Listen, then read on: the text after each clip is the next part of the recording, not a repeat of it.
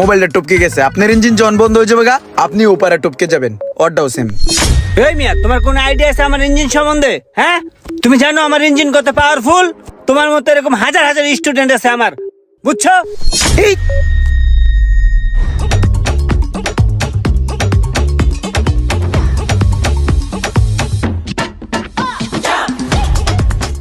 রঙের আস্তরটা বুঝছো কেমনে করে? আহো তোমার আরো কিছু বুঝাই। আর মিয়া আহো, এই পোলারে নাকি আবার কাম শিখামু। ওরে আমি রঙের কাজ বুঝাইতেছি, ওই দেড় আইটা চলে যেতেছে।